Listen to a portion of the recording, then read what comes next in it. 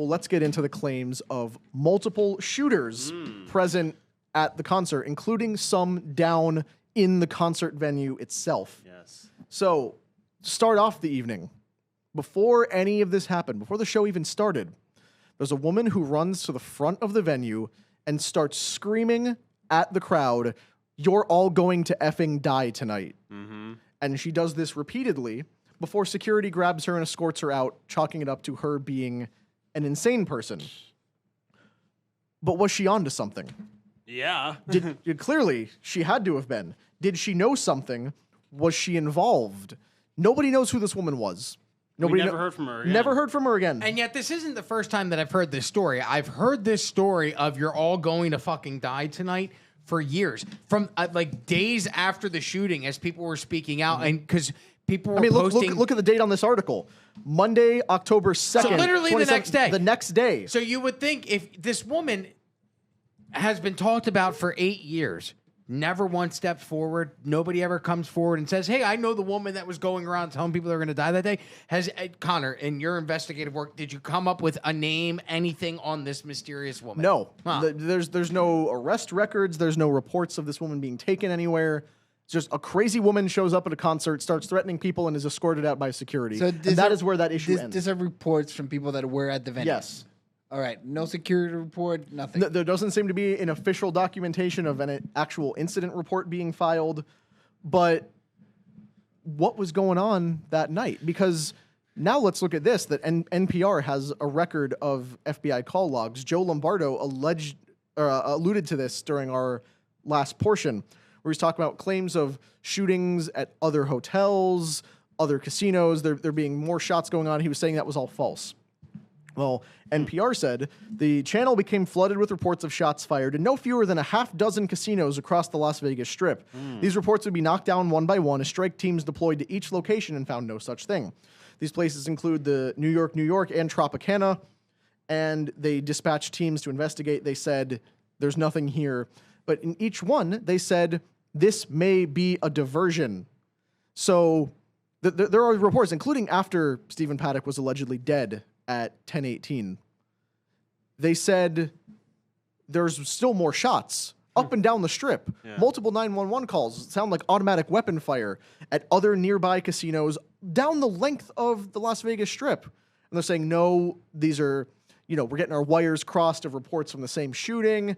And granted, it is very hard to tell in a dense urban environment where a gunshot is coming from. They tend to, the sound bounces off of buildings, so it can be hard to place. But you're not going to hear gunshots that sound close to you when you're all the way at the other end of the strip. Yeah. That's not how this works. So clearly, either there were false reports to divide police attention and try to create panic, or there was actual gunfire going on at these locations. Did you bring the video? I don't have the video of these 911 call logs because that's one of the things that's been pretty aggressively archived. No. The video of policemen reporting the gunshots. Yeah, so those videos exist. I just don't have those. All right. With us because there's a compilation of them like hearing. They're hard to get a hold of, but the other place gunshots might have been coming from is helicopters. Mm-hmm. There are allegations that there are multiple choppers that were orbiting the Mandalay Bay Hotel with transponders and safety lights turned off. But if we look at this clip here, it seems as though you are seeing not blinking indicator lights, but rather muzzle flashes from what could be helicopters. See those blinking lights? Yep. If those are helicopters, either with mounted weaponry or small arms or long arms fired coming from the doors, it would look a lot like that. And they were hovering in the area with no transponder signals. I was so unbelievably certain that it was coming from the helicopter because it was so close. And I remember thinking, why is it that close? Oh my God, I think the shooting is coming from the helicopter. Yeah. So we can stop that there. That's an eyewitness reporting that she observed gunshots coming from a helicopter. And like I said, the transponder data seems to indicate that there were either tourist choppers, sightseeing things in the area, but then they all drop off the radar right around the time the shooting starts, which doesn't add up. Wouldn't there be flight records? So if they were helicopters, and there were helicopters in the area, we saw this with when Diddy got indicted. Yeah. People were tracking the radar, the tracking of his plane when the plane left the United States for some odd reason. I wonder, are helicopters also tracked the same way by the FAA? And if so, Yes. where are the flight logs for that night? Were there helicopters in the area? Because there's witnesses that see it. You have video that looks to be helicopters. If the FAA came out and said, yes, there were helicopters in the area, okay, what were they doing there? If they come out and say no, you have even more questions. Yeah. And it would seem to indicate that people saw something on the ground there. And it wasn't just mass panic. It's like they know they're being shot at by a helicopter. They know there's sound and gunshots coming from places other than the hotel. So why aren't they being allowed to say that? Now, this takes the whole thing to another level, all right? Because a gun deal gone wrong, you know, okay, we messed up. Let's get this guy near a window. Let's start shooting down, and then we make the whole mass shooting thing. But having helicopters with shooters organized, this is bigger. Like, not everyone can put that together. You know what I mean? Yeah, that would take it to, this is like a government level. Yeah. How much type credit thing. do you? Because this is big. You know. And for all the digging I've done into this over the years, this time around was the first time I've heard the helicopter claims. I'd never gotten never that heard far it down before. before. But then, like, revisit that video we just played. What is that? What are you seeing floating in the air there with things that look like muzzle flash right over the concert venue during the time of the shooting? I don't know. Yeah, I couldn't tell you either.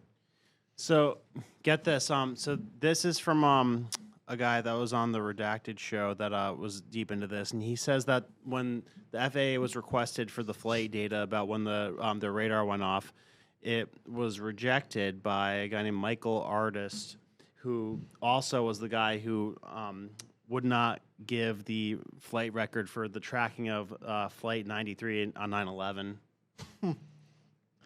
Yeah. So they have someone in at the FAA. They have these fixers in all these It's different like departments. Basically, the same guy was handling like the flights that like, on 9/11 and the flights that went off the radar on in the Las Vegas shooting. Michael Artist.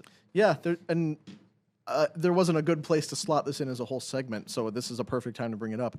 John Pelletier, the police incident commissioner who helped supervise this, who was then later moved to Maui just in time to be the police commissioner for the fires in 2023. Is he running Hawaii now? Yeah, like what's going on with all these people who keep popping up during different crisis situations? If you prove loyalty to the company, you know. It would seem so. But let's talk about those witnesses that have all of these inconvenient memories and facts about the situation. Because there were a number of eyewitnesses, even victims who were there, people who were shot at, people who escaped the concert, who came out and their immediate feedback and everything they said was there were people on the ground at the venue shooting at us. There were multiple shooters. This did not come from the hotel. And several of them have wound up dead. Some of them very quickly after the shooting. Yeah. And one you could explain away, but there's too many of these to be a coincidence. So the most often cited one is this woman, Kimberly Sukamel. She wrote Facebook posts and told family members and media outlets there were multiple shooters. She died unexpectedly in her sleep on October 9th, 2017. Sheesh. So 8 days after the shooting. And this is before people started dying unexpectedly or dying suddenly post-COVID.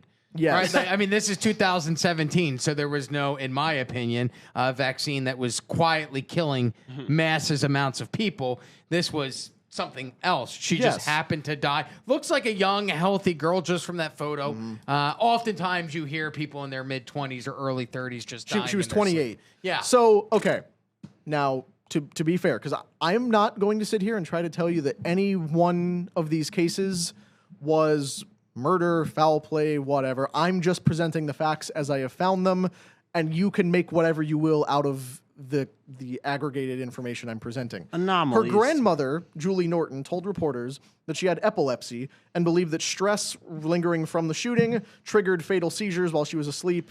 No official cause of death was ever publicly released, but it said she went to bed, maybe had an epileptic fit, and it killed her. Well, that can happen. My son's mother has epilepsy, and stress can bring on certain episodes where she'll have a seizure. But for it to be fatal, that's rare, Yeah. to my knowledge. And I've been I've been dealing with somebody that has epilepsy for almost 20 years. So you'd think that I would know more about fatal seizures, but it seems to be something that doesn't happen very often. Yeah, it's odd for a otherwise healthy 28-year-old to just die. Now, of course, the extreme stress could have been a factor, but it's hard to say. But what's certainly much more shocking, and When did certainly she die? that was October 9th. 9th, 2017. So 7 days later. Yeah. Wow. Okay. What's much harder to attribute to natural causes is the case of 60-year-old John E. Beelman, who also survived the shooting. On October 4th, 2017, his house was visited by the FBI allegedly for an unconnected reason. They raided his home for nothing to do with Stephen Paddock or the Las Vegas shooting, allegedly. And then soon after that, the day after, he went out onto the front lawn, killed his adult disabled daughter who has Rett syndrome, which is a condition that makes it difficult for people to speak or move, kills her, kills himself on the front lawn of his house. Jeez. Day after being visited by the FBI, that was October 4th. The FBI visited October 3rd. He's in Fairport, New York. So murder-suicide on his front lawn 3 days after the shooting. So he flew across the country from Vegas back to New York. FBI investigates him at his home, raids his home on the 3rd, 2 days after the shooting. And then on the 4th, he commits murder. It's a and weird then suicide. And kills his daughter in the process. It's a weird as well. series of events. Yeah. A little bit harder to attribute that one to natural causes. Like, And would they make him go crazy? I have no idea, but he also seemed to have been under the impression that things were not as they were being presented about what had happened at the concert. He goes home, gets a visit from the FBI tied to nothing, and Snopes has fact-checked it and said, "Oh, the FBI warrants had nothing to do with the." Then we can rest easy then. Yeah, if Snopes says it, by all means, Yeah. we can definitely trust them. Or how about this guy, 52-year-old Roy McClellan? He was a survivor who was killed in a hit-and-run incident while hitchhiking. Reports say the suspect vehicle was located and charges were pending at the time in 2017. He was killed November 17th, 2017. Mainstream coverage treated it as a traffic crime under investigation, and no more was said about this ever. I could not find what became of the person responsible for the hit and run. Do you know if there's a total amount of survivors from the shooting who mysteriously died? The number usually hovers around 8 prominent cases that they can track, which leads us to probably one of the worst ones, which is Dennis and Lorraine Carver. They were 2 survivors who were killed in a single car crash. They, according to the official story, their car was headed out of their neighborhood. They crashed into the gate, and their daughter arrived on the scene just in time to watch both of her parents burn to death in a car they couldn't escape.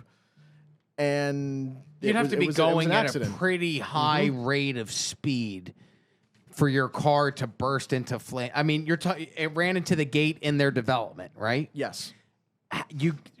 Does that not seem odd to anybody else? I How think fast you'd are have you to going? be traveling at a very high rate of speed in order for your vehicle to explode or catch fire upon impact. Yeah. You don't see that from low speed collisions. No, and there's not a lot of room in gated communities to go 90 miles an hour. I've taken out a few gates in my life. Never exploded, though. Never I exploded. hit a guardrail in my Tesla, which are known to go into flames when they hit things. I was going 80, spun into a guardrail, hit the guardrail 3 times, walked away unscathed. But they're driving in their community, and their car just burst into flames after making contact with the gate. And they were not killed on impact, apparently. They what died a in the horrific fire. death. Oh, my God. Yeah.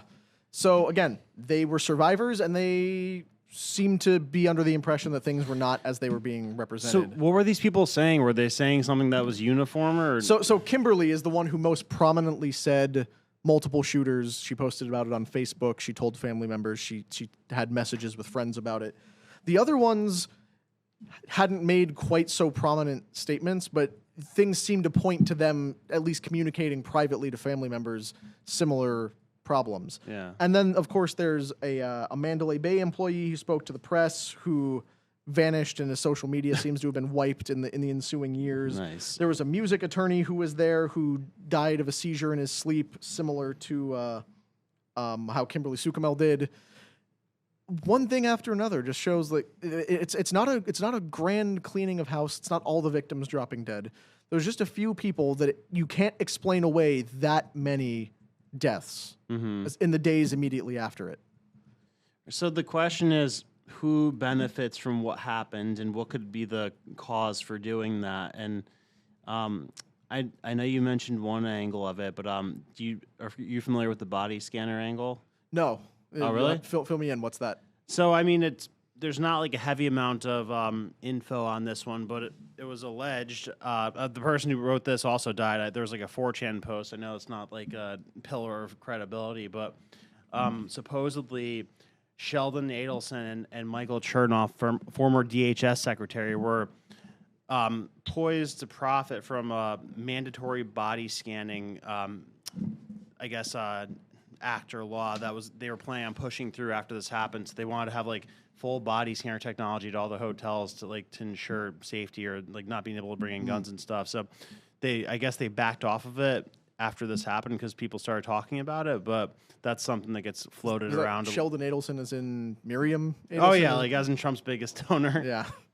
So I mean that checks out. But they own like all the casinos. I think MGM's is like their company's called the Sands.